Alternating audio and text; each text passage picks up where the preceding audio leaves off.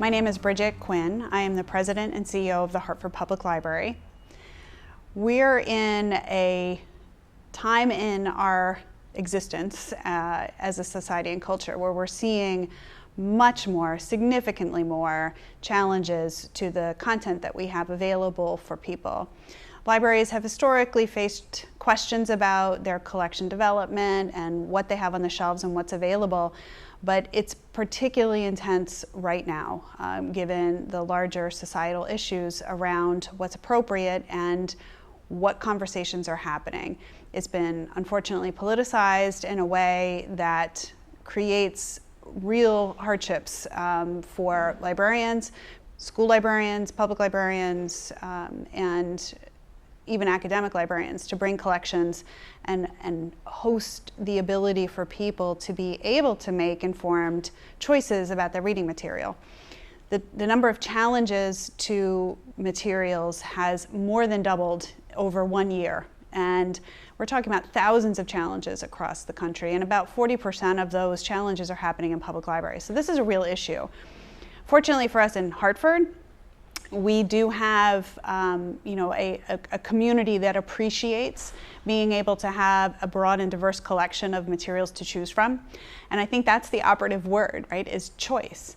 And that's what our librarians do, our collection development professionals, is provide the choice for people to find the information that they're interested in pursuing and to do so with balance. And I think that's what's being lost in our conversations about what's appropriate for libraries to have in their collections.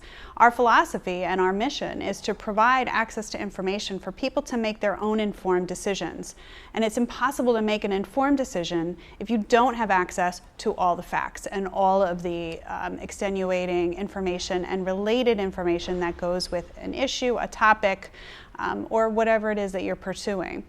So we think that's an essence of what we're looking to preserve here in Hartford and hopefully across our country, is the ability for people to find those types of resources that help them make informed decisions.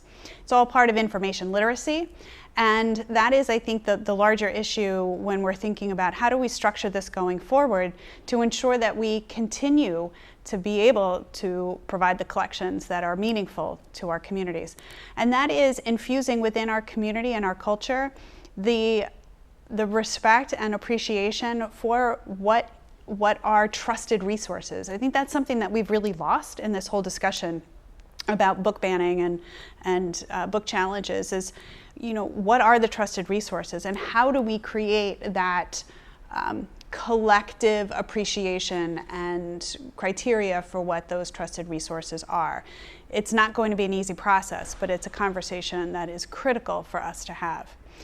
And libraries and communities like Hartford, who thankfully don't see, a high volume of challenges, not that we haven't, and we certainly have a process in place, but we also need to lend support to those communities and those areas that are seeing a heightened challenge as allies and as peers, to stand side by side with them to preserve our values of ensuring that people have the resources that they need to make good decisions. So that's where we're looking to do that important work. And I would say that there are some really hopeful pieces of shining light that come through this. So Illinois just passed statewide legislation that bans book bans. I mean, how wonderful is that? And New Jersey is also looking to follow suit with that initiative. Hopefully that will prevail. And I think across the political spectrum, there's so much agreement that we shouldn't find this as a partisan issue. We need to come together as communities and value access for all of our citizens.